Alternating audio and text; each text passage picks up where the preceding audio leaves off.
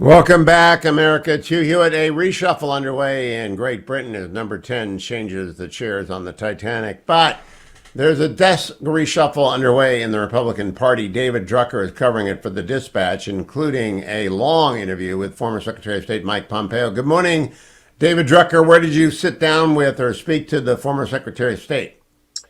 It was the week before last, and we had a long discussion about his book, about his plans for 2024, such as they are or are not. And we talked a little bit of foreign policy, which interviewing the former secretary always gives me a good excuse to dabble in my hobby horse. A lot about China, a lot about North Korea, also a lot about domestic politics and where he thinks the party should go.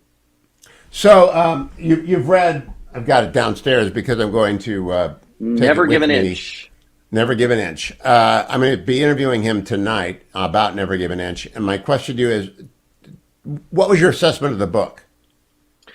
Well, what I found fascinating about the book was his recollection, his description and storytelling as it relates to the effort to create detente with North Korea and to get North Korea to give up its nuclear weapons program. I mean, he was very in depth and pretty specific about his conversations with Kim Jong Un and other characters in the North Korean death regime, as I like to refer to them. I also thought the secretary was not unusual for him, but unusual for politicians. He was very candid about the fact that he was proud of the effort that then President Trump made to disarm North Korea and the way that he did it. He was proud to play a part in that, but he acknowledged that they didn't accomplish their goal. The effort did not get the North Koreans to give up their nuclear weapons program, and that was the goal. There was a term for it at the time, CVID, which essentially was irreversible denuclearization, and I'm leaving out some of the letters there. And he said, "Look, listen, that's a problem." And he said, everything you can possibly try with North Korea is a problem because ultimately they're always checking with the Chinese to see if the Chinese will sign off. The Chinese, of course, won't sign off ever because they want us all tied up with North Korea. They want us to have problems in the Pacific.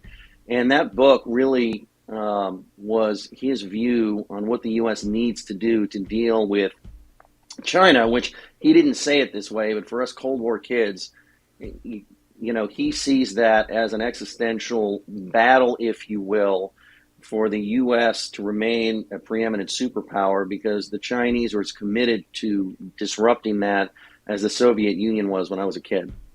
Ever and far more capable. Good summary, David Drucker. The book was discussed, or actually Mike Pompeo was discussed, along with Nikki Haley on Meet the Press on Sunday when Andrea Mitchell was talking about Nikki Haley and Chuck Todd broke in. Let's play that clip, number 22. She certainly can compete against Mike Pompeo because she was in that cabinet circle. She was a strong figure in that cabinet circle. I don't really take the Pompeo candidacy all that seriously. This is a guy he's organizing. Never won statewide, let alone run anything else. He is going governor to governor. He is wrapping up party officials.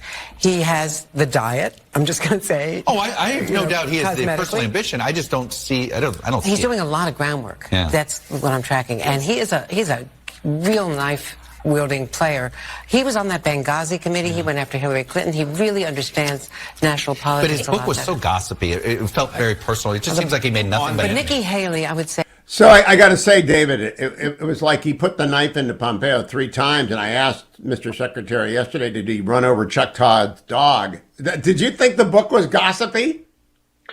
I actually thought it wasn't that gossipy compared to how some of these books can be. Now, it's true that Pompeo went after Nikki Haley in great detail, and he went after John Bolton, and he didn't spare any punches in how he thinks that Nikki Haley's an opportunist and can't be trusted and ran from a fight. And he thinks John Bolton is he had other things to say about John Bolton.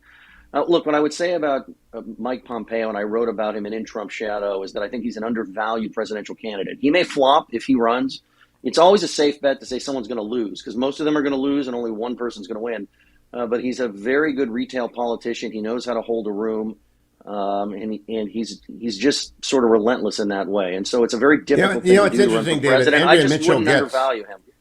Yeah, Andrea Mitchell gets run over a little bit or sideswiped in the book, because of an exchange that they had at a State Department briefing, but it's on substance. And she's the one extolling his virtues, and Chuck is saying, no, get out of here. No. 3 times. I've never, ever seen Chuck Todd do that. So I assume he's not in the Mike Pompeo fan club. But I wonder if you think reaction to people who are in Trump's administration is going to significantly impact coverage of the election, because they're inevitably going to bring up Trump when they are discussed. Well, I don't think you can get out of it. Look, I will be in South Carolina next week for Nikki Haley's announcement, what we think is a presidential announcement. I'll stay an extra day to check out a speech from Senator Tim Scott. But I think that if you worked for President Trump and you're running against him, this is in a very unusual dynamic that we have just never seen before. President Trump, of course, values what he believes is a certain personal loyalty that's owed to him. I asked Mike Pompeo about that. He just doesn't think that's an issue. He doesn't think he owes a former president loyalty. He looks at it more as loyalty to the Constitution and the country, and the voters can make their own decision. But I just don't think you can discuss veterans of the Trump administration running for office without discussing Trump, because that is a part of their record. Trump absolutely. And by the way, it's a great piece in the Dispatch. It's a terrific piece in the Dispatch by David Drucker on Mike Pompeo and his new book, Never Give an Inch. Thank you, David. I'll be right back. America, hour 2 ahead on the Hugh Hewitt Show.